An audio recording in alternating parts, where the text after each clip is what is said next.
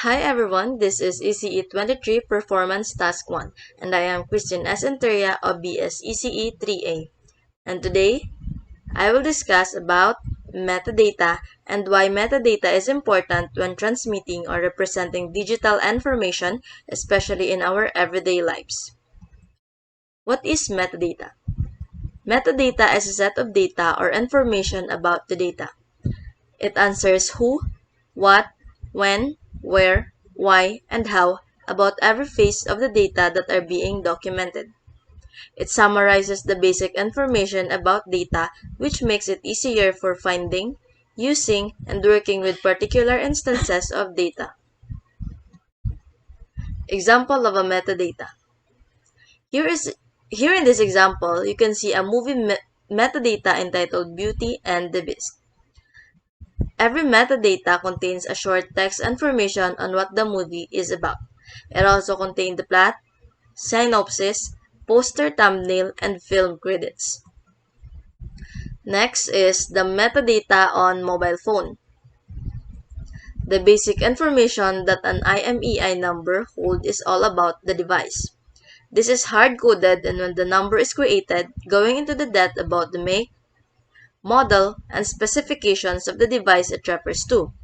From this, a carrier can take a look at what the certain device is supported to be able to do in some circumstances such as hard reset.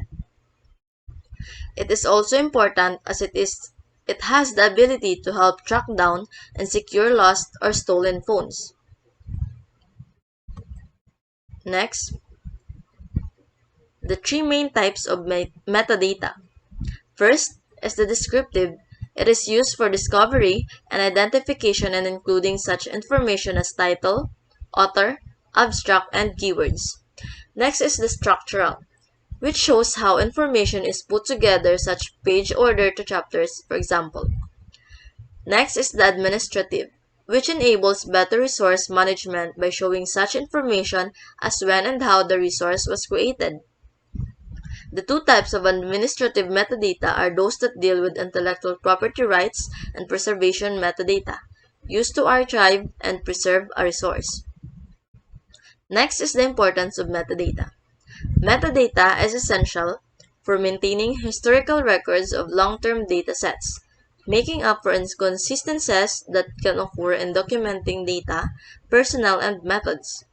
Comprehensive metadata can also enable datasets designed for a single purpose to be reused for other purposes and over the longer time. Without sufficient metadata and documentation, research data cannot be found or understood.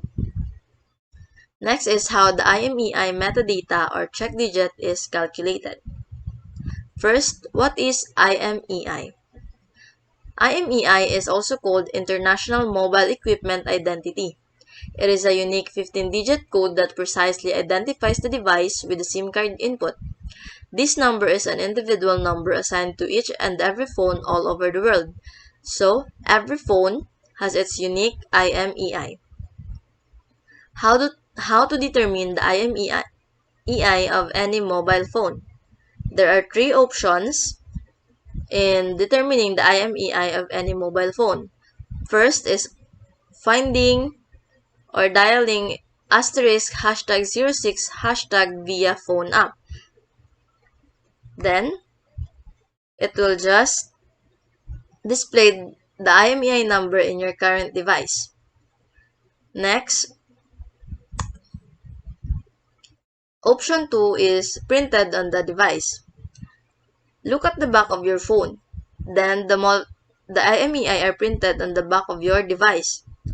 For phones with a removable cover or battery, remove the back cover and battery. Then, the IMEI are printed on the sticker as it is shown in the image.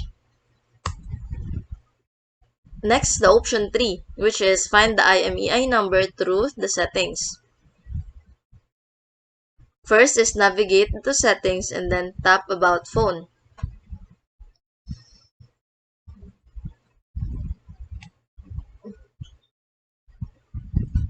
Details about your phone number, IMEI, model number, and serial number will be displayed on screen.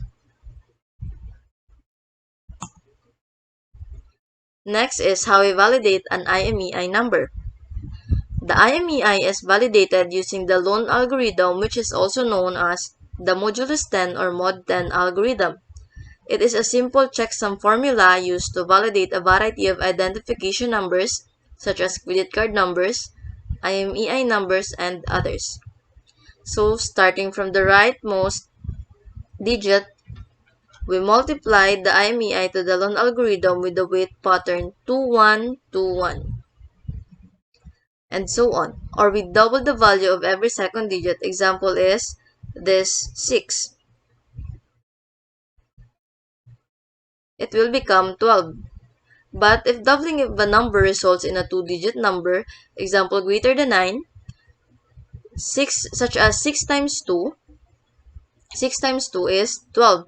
Then add the digits of the product. Example in 12, 1 plus 2 is 3. So 6 times 2 would be 3, but it's not necessary that 6 times 2 is not equal to 3. It's just that in loan algorithm, we add both two-digit numbers resulting to for us to get a single digit number. Then we take the sum of all the digits and then we check if the sum is divisible by 10 or if it ends in 0, then the IMEI number is valid. If not, it's not valid. Next is the universal product code of an item. UPC is an abbreviation of Universal Product Code, which consists of a unique 12-digit number and the barcode above it. In the most common application of a product UPC, the first 6 numbers indicate the manufacturer, the next 5 digits are an item number, and the final number is the check digit. The check digit is added to help ensure that the UPC is valid. It is also a standard for encoding a set of lines and spaces that can be scanned and interpreted into numbers to identify a product. Next is how we validate the UPC or the Universal Product Code. First, multiply the UPC to the weight pattern, which is 3131 and so on. Then, let the product as it is, like we don't add the two-digit number unlike when we validate the IMEI code.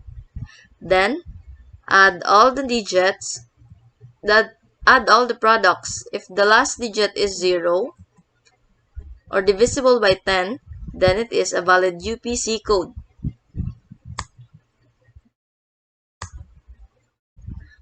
Now, here is the summary. The summary for the metadata. Metadata can extend data longevity.